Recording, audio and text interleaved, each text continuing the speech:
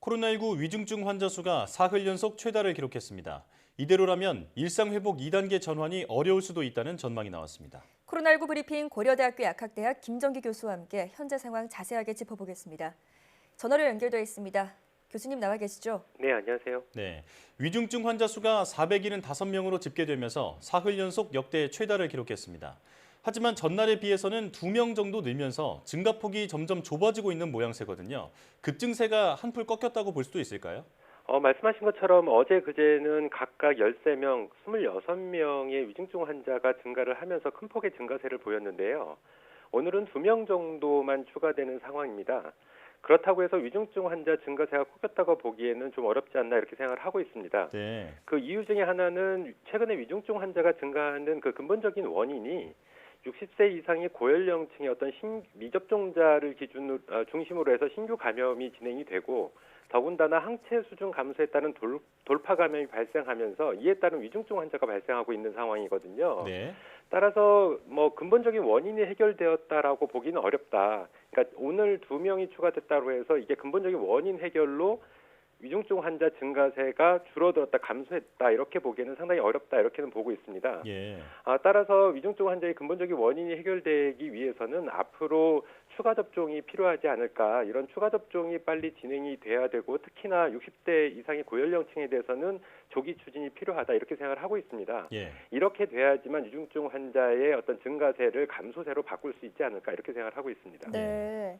자, 위중증 환자가 800명대까지 늘어날 것이다라는 전망도 있던데 만약 우려대로 500명 또 더 나아가서 800명 정도로 더 많이 불어난다면 국내의 현재 의료 체계가 감당할 수 있을지 또 더 나아가서 발빠른 사전 조치가 필요하지는 않을지도 궁금합니다.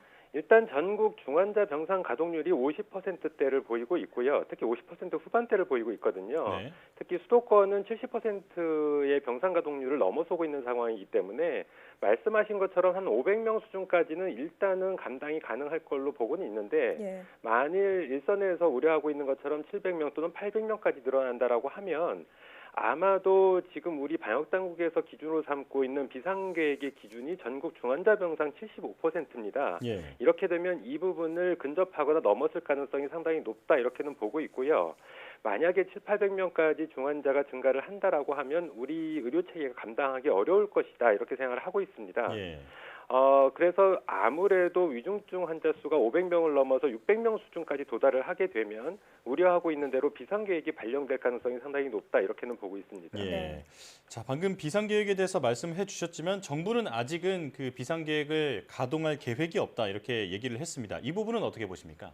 아직까지는 우리 방역당국이 기준으로 삼고 있는 그 비상계획 그러니까 발령 기준이 앞서 말씀드린 것처럼 전국 중환자 병상 가동률 75%거든요. 근데 전국적으로 볼 때는 지금 50% 후반을 보이고는 있습니다만 아직까지는 기준점까지는 근접하지는 않았다 이렇게는 보고 있습니다. 네. 다만 중요한 부분이 현재 수준에서 우리 방역당국이 가지고 있는 그러니까 비상 상황에 대한 어떤 구체적인 기준 마련이 지금은 좀 미흡하지 않나 이렇게 생각을 하고 있습니다. 네. 그래서 이렇다 보니까 어제도 말씀하신 것처럼 일부에서는 수도권에만 비상계획을 발령하자라고 하는 일부의 제안이 나오고 있는 상황이거든요. 네. 그렇기 때문에 아무래도 제가 보기에는 지금 시점 아직까지는 비상계획을 발동할 단계는 아니지만 이 이전에 비상계획에 대한 구체적인 기준 마련은 반드시 필요하다.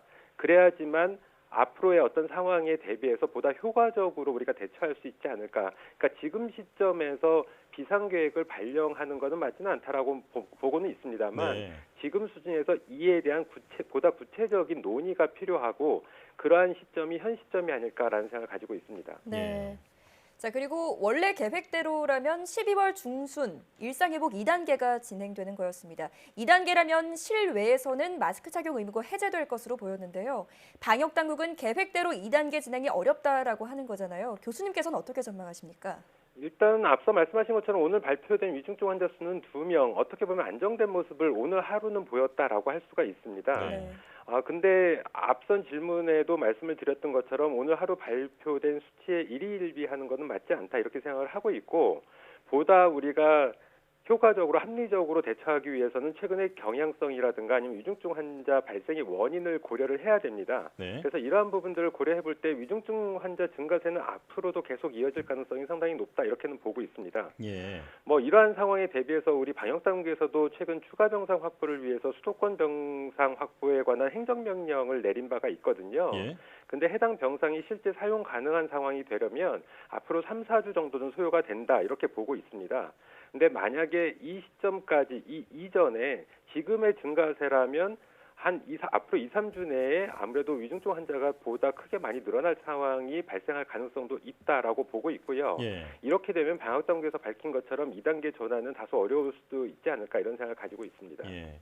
현 상황을 무엇보다도 진정시키는 게 관건이다 이렇게 볼 수 있겠습니다.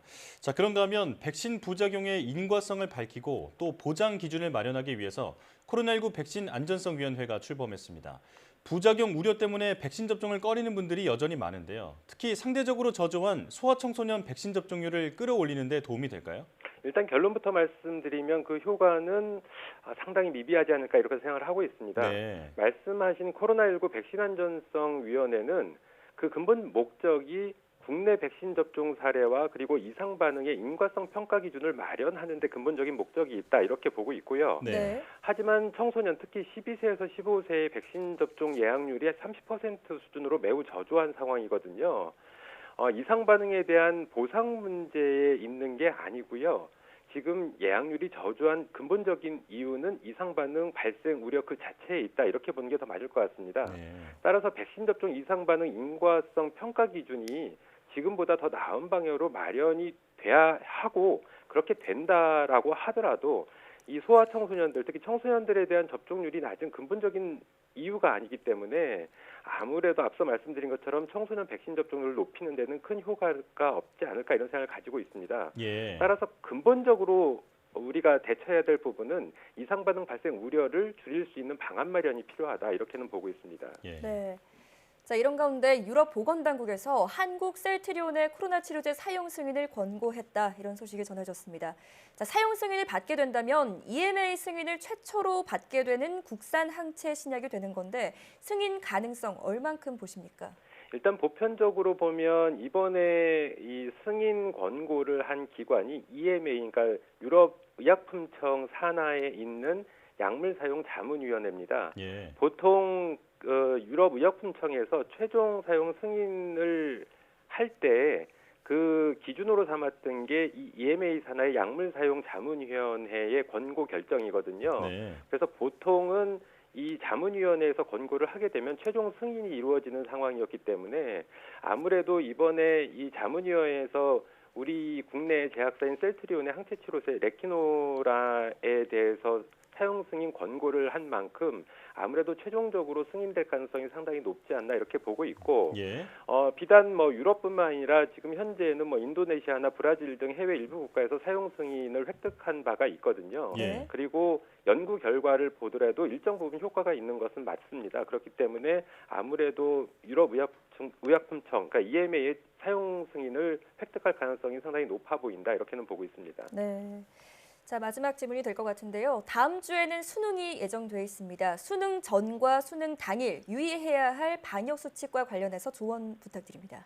일단 수능이 앞으로 한 일주 정도 남았는데 이 수능 전에는 무엇보다 수능생들 뿐만 아니라 수험생이 있는 가족들 같은 경우에는 개인 방역 수칙을 철저히 지킬 필요가 있다. 그래서 외부 활동을 가급적 삼가하는 게 바람직하다 이렇게 보고 있습니다. 네. 만약에 수험생이 감염이 되게 되면 물론 시험은 볼 수 있으나 여러 가지 영향을 미칠 가능성이 상당히 높거든요. 그래서 수험생뿐만 아니라 가족들까지 굉장히 개인 방역 수칙에 신경을 써야 된다 이렇게 보고 있고 예. 보통은 수능 당일날 수험생들이 일종의 해방감이 있으면서 외부 활동을 많이 하게 되거든요. 그러니까 예. 친구들 모임도 있게 되고 어떤 식당도 가게 되고 이런 상황들이 발생을 하게 되는데 아무래도 수능으로 시험이 끝나는 게 아니고 전형에 따라 추가적인 입시 일정도 있게 되고 그리고 수험생들이 한꺼번에 서로 모이게 되면 향후에 우리가 그러니까 다른 전형의 수험 일정을 준비하고 있는 학생들에게 감염시킬 우려도 상당히 높다 이렇게 생각을 하고 있습니다. 네. 그래서 전 사회적인 어떤 감염 확산 우려를 감소시킨다는 차원뿐만 아니라 향후에 추가적인 입시 일정들을 고려해 볼 때 지금 수능 전 그리고 당일 요 당시에는 학생들 특히나 수험생들 같은 경우에 코로나19 감염에 주의를 기울여야 된다 이렇게 생각을 하고 있습니다. 네, 시험 전뿐만 아니라 시험 후에도 긴장감을 늦춰서는 안 된다 이렇게 말씀을 해주셨습니다. 여기까지 듣겠습니다. 코로나19 브리핑 고려대학대 김정기 교수와 함께했습니다. 교수님 고맙습니다. 네, 감사합니다.